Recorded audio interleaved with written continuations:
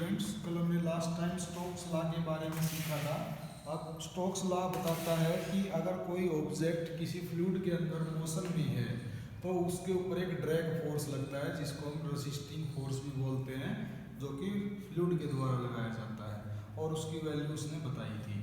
तो नेक्स्ट है अब कि अगर एक ऑब्जेक्ट किसी फ्लूइड के अंदर चलेगा, जैसे ऊपर से किसी ऑब्जेक्ट को नीचे की तरफ छोड़ दें तो ड्रैग फोर्स लगातार उसके ऊपर लगता रहेगा और वो ड्रैग फोर्स जो है that is directly proportional to the velocity of the object. तो जितनी ज़्यादा वेलोसिटी होती है उतना ही ज़्यादा ड्रैग फोर्स होता है, इसका ये मतलब है।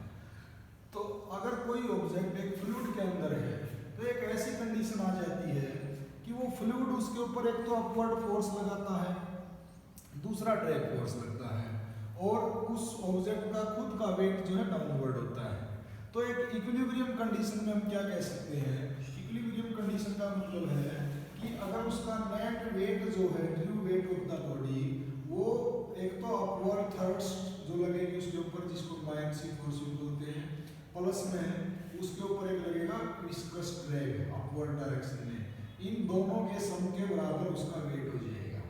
तो टर्मिनल वेलोसिटी का मतलब क्या है कि it is maximum constant velocity acquired by the body while falling freely in a viscous medium।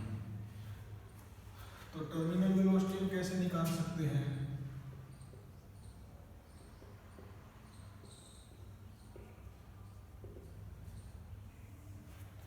जैसे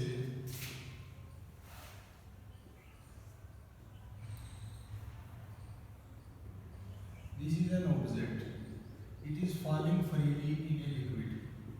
तो डाउनवर्ड डायरेक्शन में क्या लगेगा? इसका वेट लगेगा। अपवर्ड डायरेक्शन में क्या लगेगा? एक तो ड्रैग फोर्स लगेगा, दूसरा बायएक्सियल फोर्स लगेगा, जो फ्लूइड इसके ऊपर बायएक्सियल फोर्स लगाएगा। तो अगर हम तीनों फोर्सेस को निकालें तो कैसे निकाल सकते हैं? सबसे पहले वेट अगर निकालें तो वेट क्या आ जाएगा? मास m इनटू में g। तो मान लिया this is a spherical body, तो इसका वेट बन जाएगा m इंटू जी। m है मास, मास को कैसे निकाल सकते हैं? रो इंटू में वॉल्यूम v इंटू में g। तो v की जगह लिख सकते हैं 4/3 पाई r क्यूब इंटू में g। This is the wait of the body. और दूसरा फिर बाकी के दो फोर्सेस कैसे निकाल सकते हैं? अपवर्ड थ्रस्ट जो है वो हम कैसे निकालेंगे? वो निकालेंगे कि जिस भी मीडियम के अंदर या जिस भी फ्लूइड के अंदर ये है उसको इसने कितना डिस्प्लेस कर दिया। तो उसको हम कैसे निकालते हैं? वो हम ऐसे निकालते हैं कि जिस भी फ्लूइड को आप लो उस फ्लूइड की डेंसिटी से मल्टीप्लाई कर दो। जैसे इस फ्लूइड की डेंसिटी मान लिया सिग्मा है, तो ये कितना फोर्स लगाएगा? जितना ये डिस्प्लेस हुआ है, तो ये कितना डिस्प्लेस हुआ है? वो तो इतना डिस्प्लेस हुआ है कि इसकी डेंसिटी इंटू में वॉल्यूम, इसका जितना भी वॉल्यूम डिस्प्लेस किया गया है और उसके साथ मल्टीप्लाई कर देंगे जी से। तो ये फ्लूइड इतना डिस्प्लेस हुआ है, ये फ्लूइड इतना अपवर्ड डायरेक्शन में उसके ऊपर फोर्स लगाएगा। तो ये जो ड्रैग फोर्स अपवर्ड डायरेक्शन में लगेगा, या जिसको हम बोलते हैं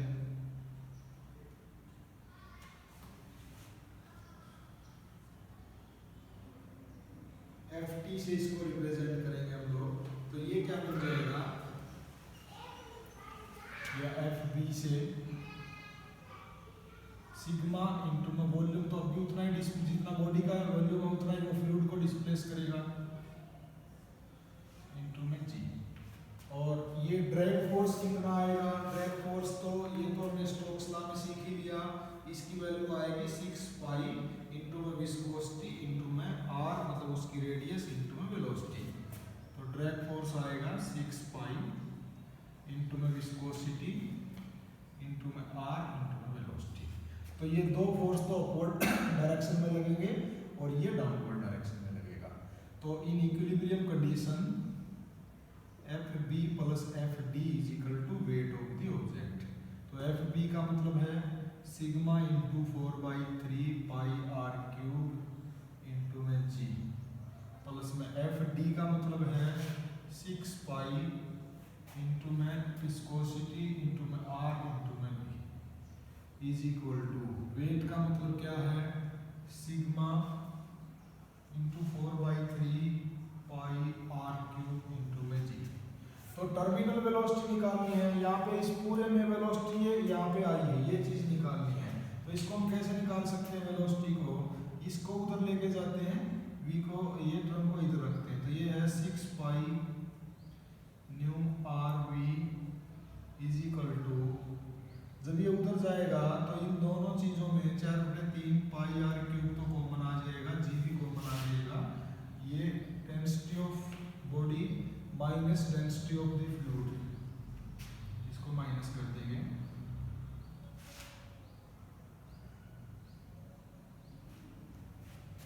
इधर से ये जो v की वैल्यू आएगी, इसको मैं इधर लिख देता हूँ ताकि दिखाई दे जाए।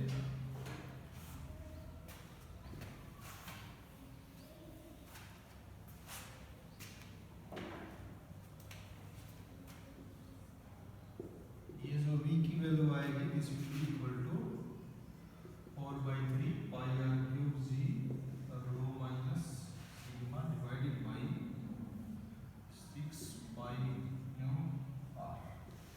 This is the terminal velocity attained by the fluid.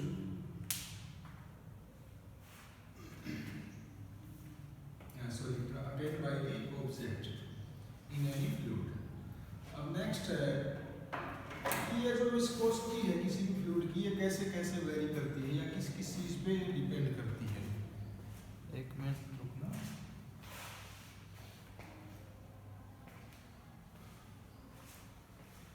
हाँ,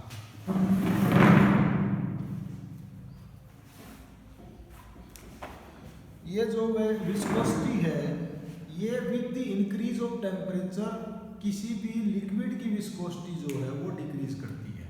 अगर कोई लिक्विड है और उसका अगर आप टेम्परेचर बढ़ाओगे तो उसकी विस्कोसिटी कम होती चली जाएगी, वो उतना ही कम रेजिस्टेंस लगाएगा, वो एक दूसरे की लेयर को उतना ही कम रेजिस्टेंस लगाएगा और इजीली वो चलने लगेगा। तो ये आपने देखा भी होगा, कोई ग्रीस है या कोई ऐसा लुब्रिकेंट है, वो गर्म होने के बाद थोड़ा पतला हो जाता है, उसकी विस्कोसिटी कम हो जाती है, ऐसा बोलते हैं। नेक्स्ट, अगर कोई गैस है तो उसकी विस्कोसिटी इंक्रीज होती है टेम्परेचर के साथ साथ। और क्यों होती है? क्योंकि जैसे जैसे टेम्परेचर बढ़ेगा उसके पार्टिकल्स जल्दी जल्दी चलने लगेंगे, एक दूसरे से टकराने लगेंगे, तो फ्रिक्शन बढ़ जाता है, इसलिए गैसेस की विस्कोसिटी बढ़ जाती है विद इंक्रीजिंग ऑफ टेम्परेचर, लेकिन लिक्विड की घटती है।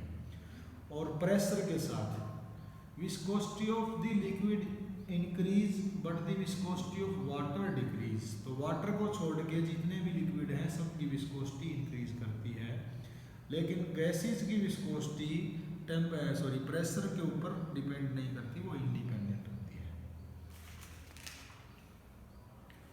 अब नेक्स्ट है स्ट्रीमलाइन फ्लो और लेमिनार फ्लो, इसका क्या मतलब है, या टर्बुलेंट फ्लो, इसका क्या मतलब है। स्ट्रीमलाइन या लेमिनार फ्लो में कोई डिफरेंस नहीं है खास। स्ट्रीमलाइन बस वो एक बंडल की शेप में, अगर हम ऐसे बोले कि a flow in which every particle of the liquid follow exactly the path of its preceding particle, मतलब जो पहले चला गया उसी का जैसा पाथ को फॉलो करे, and has the same velocity in magnitude and direction as that of its preceding particle while crossing that path, तो उसको हम स्ट्रीमलाइन पाथ बोलते हैं। तो जैसे एक ट्यूब के अंदर एक पानी की कोई ट्यूब है, मान लिया सिलिंड्रिकल शेप की, उसके अंदर कोई फ्लूइड फ्लो करता है, तो वो एक बंडल ऑफ स्ट्रीमलाइंस जो बन गया उसको हम बोलते हैं ट्यूब ऑफ फ्लो। तो दो बातें आपने याद रखनी है, लेमिनार फ्लो और टर्बुलेंट फ्लो में क्या मतलब है। लेमिनार फ्लो का मतलब है कि अगर फ्लूइड के पार्टिकल्स सारे के सारे एक लाइन में चले तो उसको बोलते हैं लेमिनार फ्लो, लेकिन अगर फ्लूइड के पार्टिकल्स रैंडमली जिगजैग मोशन में चले उसको बोलते हैं टर्बुलेंट फ्लो।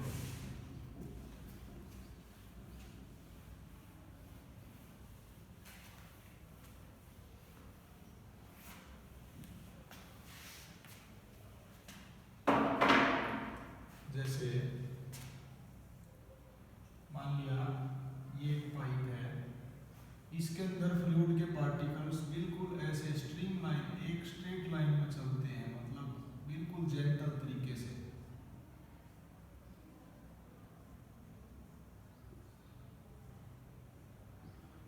इसको बोलते हैं लेमिनार फ्लो। लेकिन एक दूसरी ट्यूब है, उसके अंदर पार्टिकल्स कोई इधर जा रहा है, कोई उधर जा रहा है, कोई उधर जा रहा है, कोई उधर जा रहा है, और ये ऐसे करके इधर से उधर निकल रहे हैं। तो अगर ये ऐसा फ्लो है तो इसको बोलते हैं टर्बुलेंट फ्लो।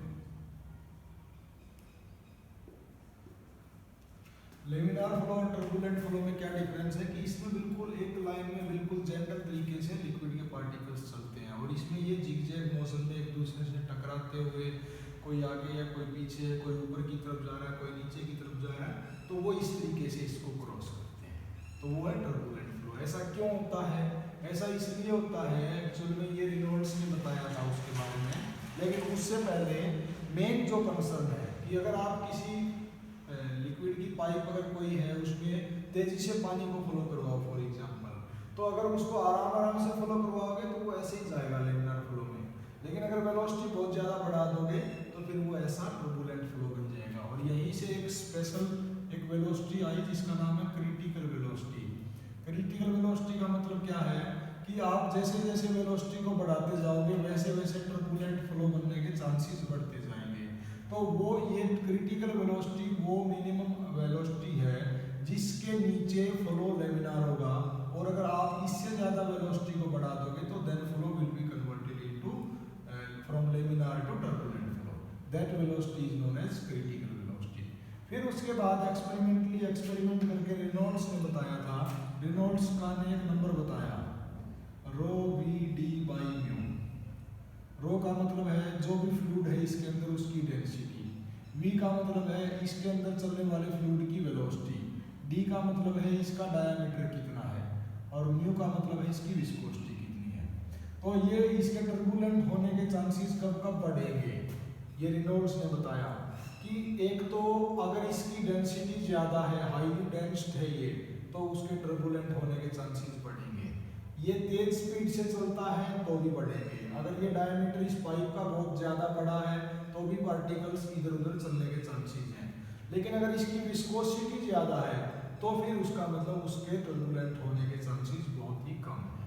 तो यहाँ से उसने ये एक नंबर बताया था रो वी डी बाई म्यू कि किसी भी फ्लूइड के अंदर फ्लो लेमिनार होगा या टर्बुलेंट होगा, it will depend upon these 4 factors, और इन चारों का मिला के जो इफेक्ट आएगा that is known as Reynolds number. फिर उसके बाद रेनॉल्ड्स ने कुछ वैल्यू बताई थी जो हम नेक्स्ट क्लास में स्टडी करेंगे कि अगर इससे कम रेनॉल्ड्स नंबर की वैल्यू है तो फ्लो लेमिनार होगा, इससे ज़्यादा है तो टर्बुलेंट होगा। आज के लिए स्टॉप